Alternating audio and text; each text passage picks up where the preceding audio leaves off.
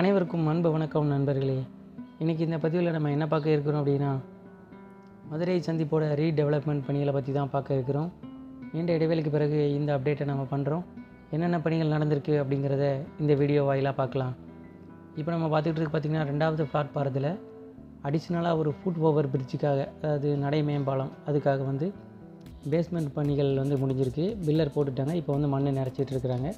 So இதே மாதிரி பார்த்திங்க அப்படின்னா, இதுக்கு அடுத்து இருக்கிற 3, 4, 5, 6 இந்த பிளாட்பாரங்களையும் வந்து இந்த பேஸ்மெண்ட் ஒர்க் வந்து போயிட்டு இருக்குது. 6வது பிளாட்பாரத்தில் ஒரு முக்கியமான அப்டேட், அது லாஸ்ட்டாக நம்ம 6வது பிளாட்பாரத்துக்கு போகும்போது அதை பற்றி பார்க்கலாம்.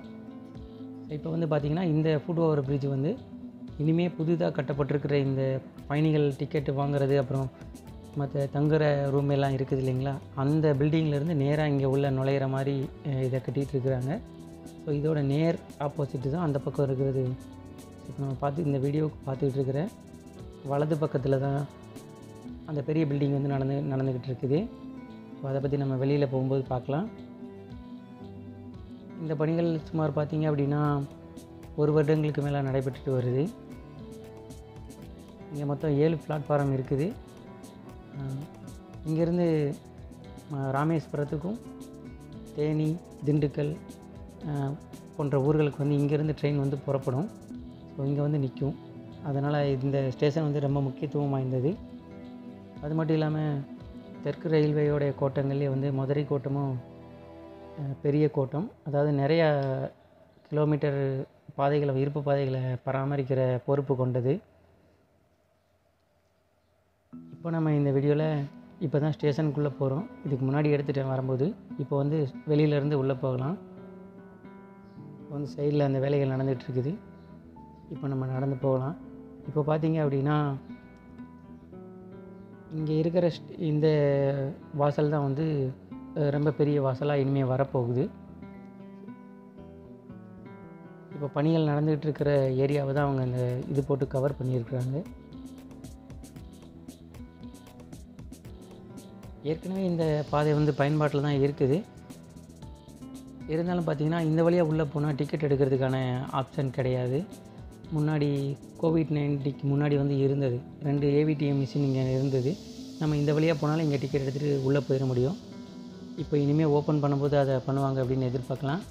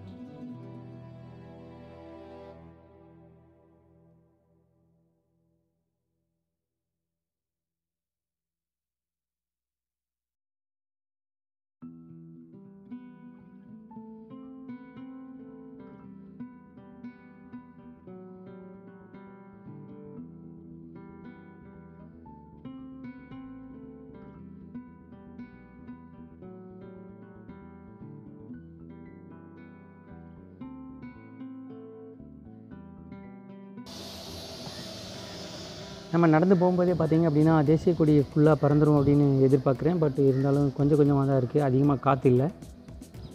பார்க்கலாம் நம்ம அங்கே போகிறதுக்குள்ளே தேசிய கொடி முழுமையாக பறந்துருமா அப்படின்னு.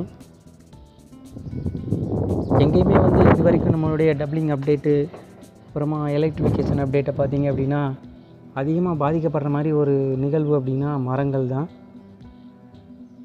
இங்கே ஏற்கனவே இருந்த 3 மரங்களை வந்து வெட்டிட்டாங்க. நீங்கள் பார்த்துருப்பீங்க. கிட்டத்தட்ட அந்த மரங்கள் வந்து ஒரு 50 வருடத்துக்கு மேலே பழமையானதாக தான் இருக்கும். பரவாயில்லை, மாற்றம் தேவை தான். இருந்தாலும் அதுக்கு மாற்று வழியும் ஒன்று உருவாக்கியிருந்தால் ரொம்ப சந்தோஷமாக இருந்திருக்கும். இதை நம்ம நிறைய வீடியோவில் சொல்லியிருக்கோம், என்ன பண்ணுறதுன்னு தெரில. இந்த இடங்கள் வந்து கட்டிடம் கட்டுறதுக்கு தேவைப்படுது. இப்போ நம்ம மெயின் என்ட்ரன்ஸுக்கு வந்துட்டோம்.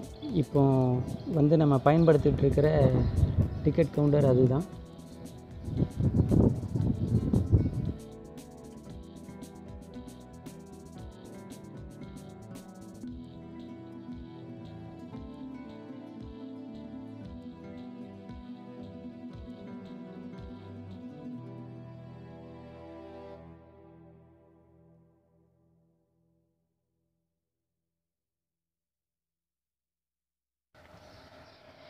இன்னும் கொஞ்ச நாளைக்கு பிறகு இந்த தோற்றம் மதுரை ஜங்ஷனுக்கு இருக்குமான்னு தெரியல.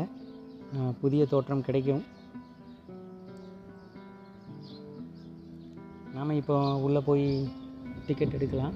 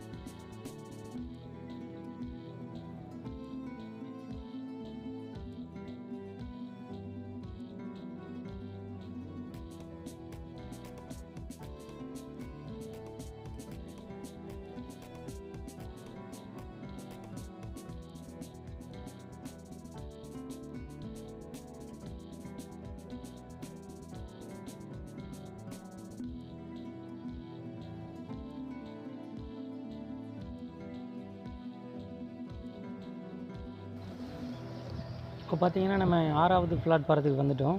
இங்கேருந்து அந்த ரூஃப்லாம் வந்து எடுத்துட்டாங்க. ஸோ அதுக்கு பதிலாக வந்து பேஸ்மெண்ட் குழிகள் வந்து தோண்டிகிட்டு இருக்காங்க. ரொம்ப ஆச்சரியமாக தான் இருந்தது. சம்மந்தம் இல்லாமல் இங்கே ஏன் இந்த குழி தோண்டிகிட்டு இருக்காங்க அப்படின்னு. அதுக்கப்புறம் தான் அந்த பிளான் இன்ஜினியர்கிட்ட அங்கே கேட்டப்போ தான் தெரிஞ்சது. அந்த ஃபுட் ஓவர் பிரிட்ஜ் இருக்குங்களா, அதையும் நாம் இங்கே இருக்கிற ஃபுட் ஓவர் பிரிட்ஜி, அதுக்கப்புறம் அதுக்கு அந்த பக்கம் கட்டிக்கிட்டு இருக்க நம்ம ஃபஸ்ட்டு வீடியோவோட ஸ்டார்டிங்கில் பார்த்தோன்னே பேஸ்மெண்ட் ஒர்க், அந்த ஃபுட் ஓவர் பிரிட்ஜ் 3ஐயும் கனெக்ட் பண்ணுற மாதிரியான ஒரு பாலம் வந்து இங்கே இங்கே வரப்போகுது. ஸோ அதனால் பார்த்திங்கன்னா நீங்கள் ஃபுட் ஓவர் பிரிட்ஜிலேருந்தே இன்னொரு பிளாட்பாரத்துக்கு மாறிக்கிட முடியும். ஸோ அதனால் இது நல்ல பயன்பாடாக இருக்கும். ஸோ பணிகள் நல்ல சீரான வேகத்தில் தான் நடைபெற்றுட்டு வருது. இதே மாதிரி நடைபெற்றால் இன்னும் ஒரு வருடத்தில் இந்த பணிகள் முடிவு பெறலாம் அப்படின்னு எதிர்பார்க்கப்படுது. மீண்டும் ஒரு அப்டேட்டில் சந்திக்கலாம் நண்பர்களே. நன்றி, வணக்கம்.